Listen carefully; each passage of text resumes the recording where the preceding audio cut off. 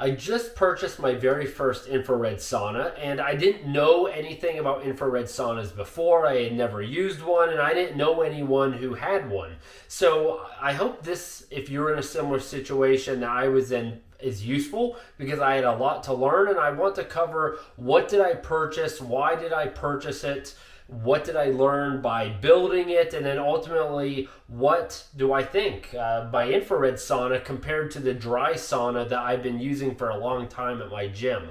So stay tuned. I'm going to start with what did I purchase and why did I purchase it. So let's get started. So the first thing I want to do is go over what sauna I purchased and why I purchased it. I'll try to do this quickly. There are a lot of online options, and there's even quite a few in-person options I had available to me. However, the online options, one, there was more variety, more options to choose from, and two, they were easily more expensive than the in-person options. So I chose to go online, and then I also chose Wayfair because not only did they have more options, but a lot of their options for infrared saunas had more reviews. And so I looked at Wayfair. Specifically, I purchased this particular sauna, and I wanted an infrared sauna, and some of the things that I really looked at. And before I even hop into some of that, even if you're not interested in this particular sauna, one, I've noticed a lot of them are very similar. So they look similar, they're made by the same company, or it almost looks like a direct ripoff.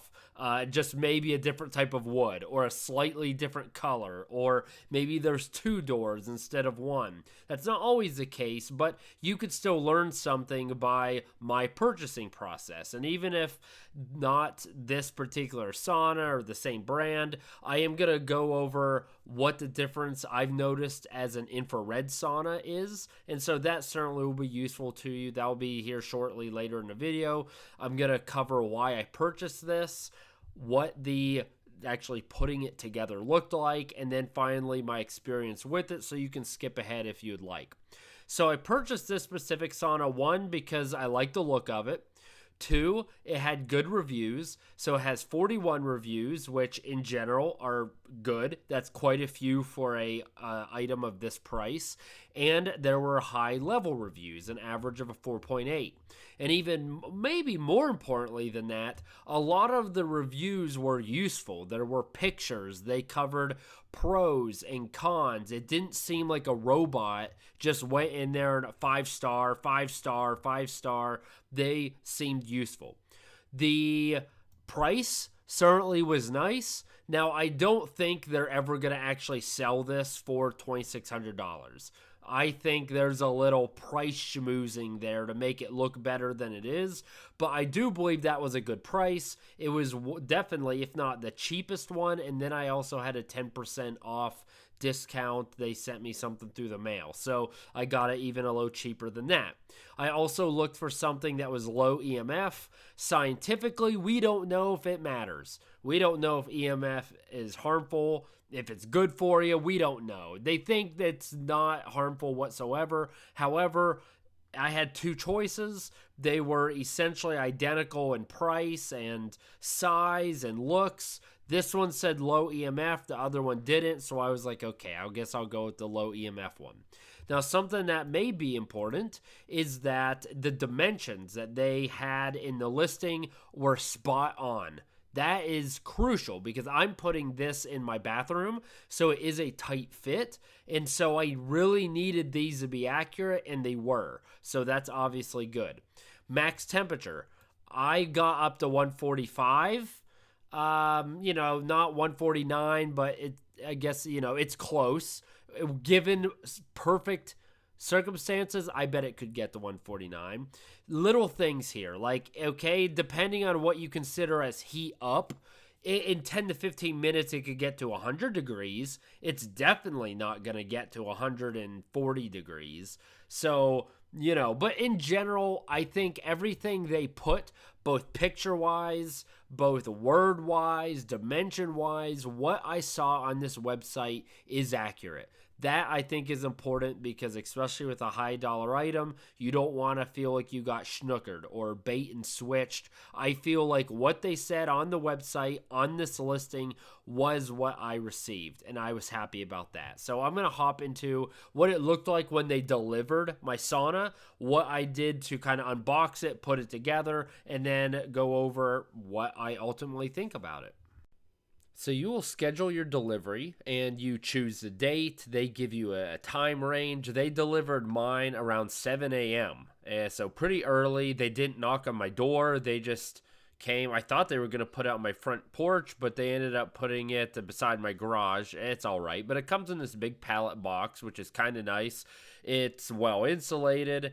Obviously pretty heavy and takes a little bit of work to actually get it out of here in pieces. All you have to do is grab a screwdriver, open up that flap, then just take a hammer to really kind of separate the two. Do that all across the top of the box, and the lid comes right off. Not too difficult, a little time consuming, but easy to do, and something a single person could easily do themselves. Once you take the top off, this is what we have. Again, pretty well insulated. All of the pieces and slabs are in there, so you can just take out some of the styrofoam and start taking out each piece individually. Now, I feel like they're single person wise pretty easy to handle. Now, this piece right here, it was the heaviest. I could still do it. I'm not a macho man or anything, but it may be easier with two people. And then simply we've got the instructions and some of the hardware that comes with it too. So pretty easy to open and ultimately move each individual piece right here to your desired location. After I moved all the pieces into my bathroom, this gives you an idea of how big of a space you need to put all of the pieces together. Again, for myself, not too difficult to moving them all in. Two people would definitely be easier, but it is possible with one person. And again, I'm no strong man or anything like that. I also inspect all the pieces. For example, right here, there's some flaw in the wood, but that's the back panel, and that's really the only flaw I believe I really had. So definitely inspect all the pieces. Some people in the reviews said that some were damaged and they had to send pieces back, but I wasn't missing anything. All my pieces look good, and so inspect those, prepare your area, and then we can get to building. Simply drop the first base wherever you would like to put your sauna. Remember that there is a raised ridge there in the rectangle closest to the camera here. That's where you're going to put your feet. Be sure you have it in the right orientation. That will matter later. Now we start with the back of the sauna. This is where we have our control region, and it nestles right there into the base really easily. Now, nothing connects this to the base, so really we need to get a second piece to start really clamping all of these together. Take a look. Those are the clasps that are going to attach all the sides of the sauna, which I thought was pretty nifty. I was surprised it worked as well as it did. But for this, at this point, that's all we need to do. Grab your second part of the side of your sauna, and then we can start putting these together and assembling it. Now you have your second panel of the sauna, and just clasp these together. Very self-explanatory. When you get to the last one, you may have to wiggle the wood a little bit and really work it to actually close that clasp. But once you do, you shouldn't see any air pockets there or any distance between the wood. Should really close up easily. That's going to ensure you don't get any of the hot air coming out, and it should look pretty good. I was surprised how easily this worked and how doable it was, even with a single person. One thing I wanted to warn you of is I had a learning experience here. The instructions are mainly pictures. For the most part, I guess they're pretty good, but one thing they failed to mention is that both side panels are the same. They look identical. However, it does matter which side goes where, and they look so similar, it's hard to tell them apart. You see that portion right here that I just highlighted? That is where the bench is going to go. That needs to go on the bottom. So essentially here, I put each panel on the wrong side. So I need to take these off and switch them, because what ultimately is going to happen is I can't fit the bench in, because the bench should go on the portions that are now obviously like 5 feet up in the air. So when you assemble yours, remember, anything, those pieces right there have to be on the bottom. Instructions don't do a good job there. So now I put my bench and my heater in there. So next, we really just have to worry about the last panel, which is what we're looking at right here. It works exactly the same way. So you put that on, use the clasps, and then the top, you just slide this into the top of the sauna. So they're right now, no hardware, you just kind of slide that top piece right in, and then there's some screws that we're going to screw in. We got to make the connections. Be sure all those wires that I'm showing right here are on the inside of the sauna, because those ultimately you're going to find a way to get them up and over and connect to the control box that is that black box that we're seeing right there. Now just put all of those connectors in this black box right here, and everything is self-explanatory. It's in the instructions. There's only one place for that to go, so should be very simple. Finally, you plug this in, and on the top, there's just a little cover you put on top. Plug that in. I have an outlet behind me there, and then it's really nice that I can easily move this when need be. Take a little gander there. So at this point, we are ready to actually use our sauna.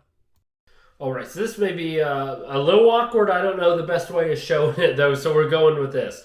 I am 5'10", and so one thing I was looking for in a sauna is that I could stand up. You have to be careful that some of the saunas online, they may look big in the pictures, but then you look at the inside dimensions, and you won't even be able to actually stand up. So here is me, flat-footed, obviously not wearing shoes or anything.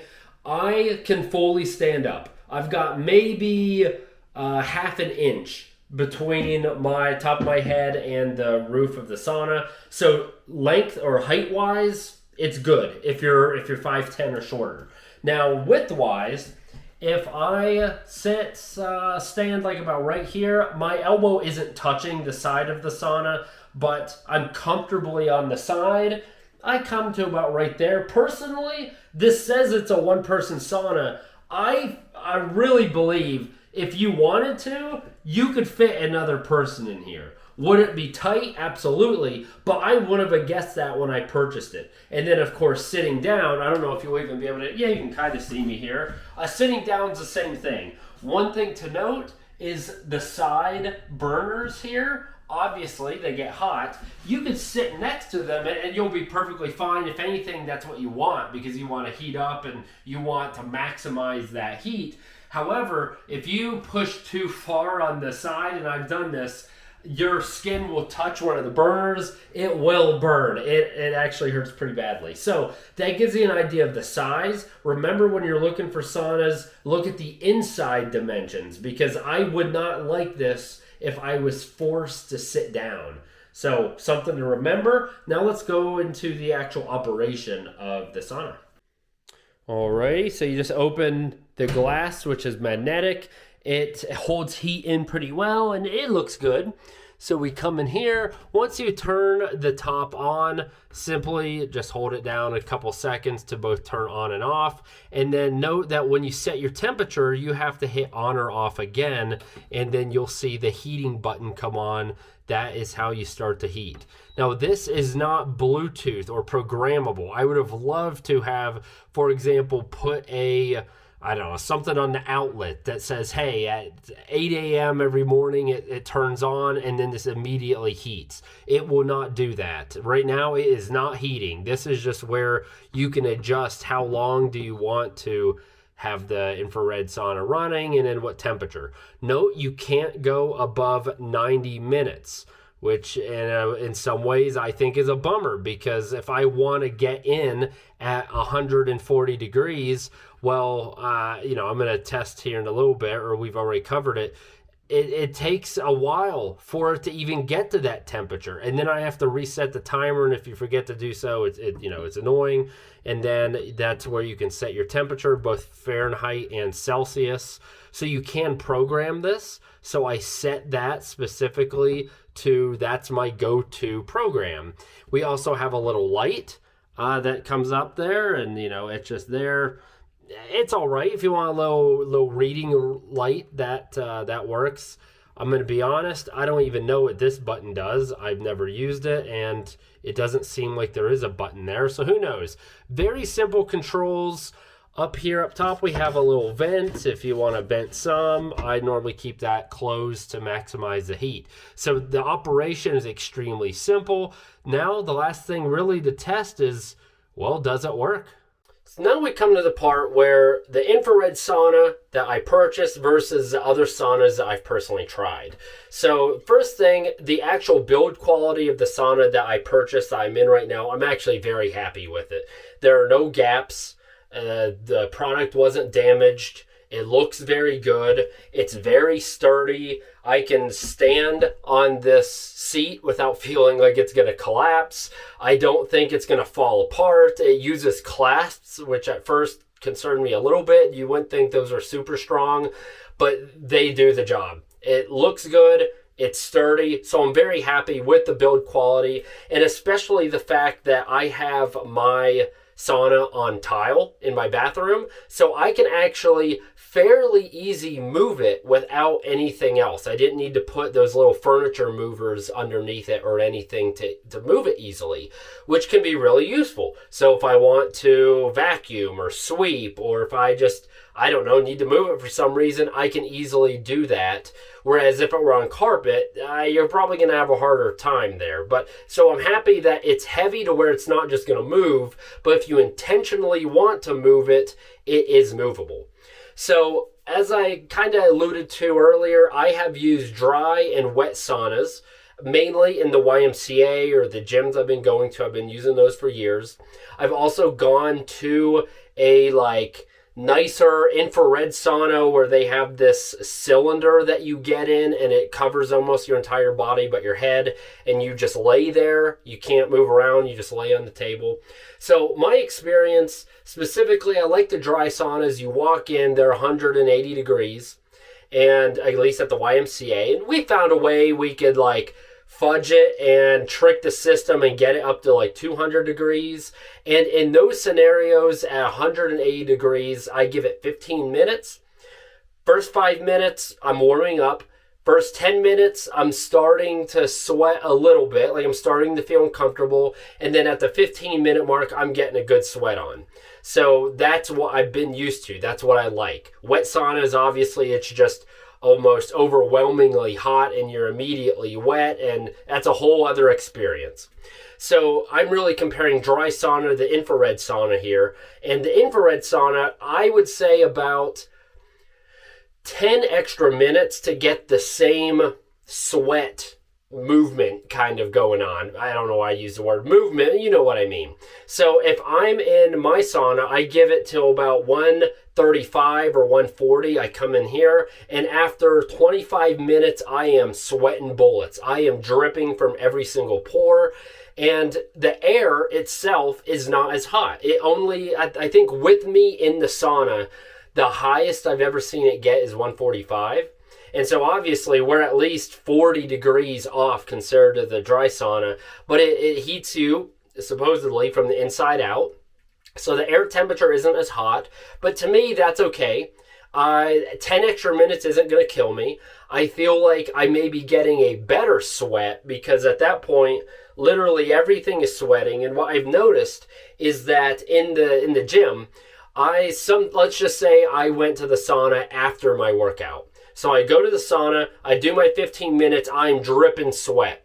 And especially if it's the winter, about time I get out, I go to my locker, I get my gym bag, I walk out of the gym, I'm outside in kind of the chilly, I walk to my car, I've almost, the sweat has dried and I've almost stopped sweating already. In the infrared sauna, I don't do that. I continue to sweat for about 20 minutes after, and regardless of what I'm doing. So that alludes to the fact that if you're heating from the inside out, it's not as superficial of a heating, so you don't cool off as quickly. So that's not anything scientific. That's just what I've noticed, and it makes sense according to what they say it does online. but it feels really good. I like the idea of having the sauna in my house to where when I go to the gym, sometimes I'm just eating the breath of like 15 dudes who are in the sauna. And that sucks. I hate that. I think about it all the time. I can only go to the sauna when I'm at the gym. I'm limited to what I can do in that sauna. For example, this is in my bathroom. So on my sink, I put my laptop. I'm watching March Madness. I'm watching an episode of Seinfeld, and I would be doing that on the couch, but now I'm doing it right here. I can hear it clearly. I have a reading light if I want to read. I can listen to a podcast. I can listen to music. It's a more comfortable environment that I'm willing to spend the extra 10 minutes it takes to maybe get to the same heat level because I'm more comfortable and I'm doing the things I want to do rather than sitting beside a dude who may or may not have pants on and you have to navigate people walking in and out. And here again, you could probably fit another person in here if you want. You can have phone calls. It's your personal space, which I really like. I obviously like the fact that I can go into the sauna whenever I want. I don't have to go to the gym to go to the sauna. When I wake up, I've noticed I even use this not necessarily to get to 140 degrees to like sweat it out, but if I'm just cold, my house is drafty, and in the winter, it gets cold. And so if I just am a little cold-blooded or it's drafty in the house or I just need a little warm-up, I turn it on for just 10 minutes. I come in and maybe I read a book. I've done some work like when I've got to work remotely, and it's only at 80 to 90 to 100 degrees in here. I'm not sweating, but it feels really nice because I'm hot. Or I was cold, and now I've warmed up. It feels good, and it just sets the tone. It's really nice to have that at your disposal at your house. Again, even if you don't want a full-on sweat. So the other thing I want to mention is that there are these carbon filters, burners, and there is one, and you look at almost every infrared sauna, they have them where your calf would be if you're sitting down. Now, those do not get as hot. At first, I thought mine were weak or something was wrong. I contacted the company, and they intentionally do this, actually, because it's easier for you to brush up against the burners on your leg. And then they're very hot, so they're going to burn you. And so they make the ones on the bottom a little cooler so you don't burn yourself if your leg rubs up against it. So if you experience that, that is why it's a little cooler. Now, I've noticed I can set my back. So we've got these like wooden lattices, and then we've got the charcoal burners, the black portions. Obviously, the charcoal burners are extremely hot. You touch those, you will get burnt. I've done it once because I was trying to get near, I'll use this one. I tried to get here right in the corner. I wanted to nestle in and get all of that heat as close to me as possible so I could get hotter faster, get a sweat going. And I got a little too close. My shoulder bumped it and it hurt. So watch that. But these wooden lattices, I say up until maybe 143 degrees, I'm able to put my back on it, and it, like, you feel it. It's warm, but it doesn't burn, and it's totally fine. You could put your arm up against it. Again, it's warm. It feels good, but it's not going to burn you. Above that, above 43 degrees, it starts to burn, and it's uncomfortable to the touch. Not that it's going to burn your skin, but it feels uncomfortable, like it actually starts to hurt a little. So at that point, I just raise up. I don't touch that. Then that's when I stand up and, do however I want to position myself at that point. Another negative of the personal sauna, now this is only of the one-person sauna, of course, is in the normal sauna at the gym, I can stretch. I can do like mini exercises where if I want to stretch my hammies or I want to stretch my arms, I can do so. There's a lot more room, obviously. In here, there's some select stretches that I can do, but I'm much more limited. I would have liked to have a little more room, but again, I don't need a two-person sauna. I didn't have room for a two-person sauna, so I got the one-person one. But ultimately, I've really enjoyed having this sauna in my house. As I mentioned, it served multitude of purposes. It works really well. Is it as hot as a dry sauna? No. But if you're willing to invest a little more of your time, it's going to do and provide the same benefits. I definitely feel my body heating up. I still feel like the release and the soothing I guess, healing nature on your ankles, your joints, your muscles is still in fact there. And then you have the comfort of having it at your house. So I not for one day have regretted my purchase. And so I'm going to keep using it. If at any point it starts to degrade or fall apart, or, I mean, for $1,500, I expect it to last at least 5 years, right? So that's my goal. If I get that, I feel like I got my money's worth out of it. So we'll see. If I have any issues, I'll definitely do an update video in case years down the road you're watching this and you're like, oh, I wonder if that's really worth it. But ultimately, if you like the idea of the sauna, you would use it fairly regularly. I use mine probably every other day. You like the benefits I've kind of shared, and the fact you can watch your own shows. You can be on a call while you're in here. You can listen to music. I think it very well is worth the trade-off of not having to be at the gym, not having to go to a spa, and you just get to kind of relax, do your own thing right here and have your personal space. So I hope this helped. If you have any questions, comment in the just comments below. Happy to help where I can. Thanks for watching, and best of luck in your sauna journey.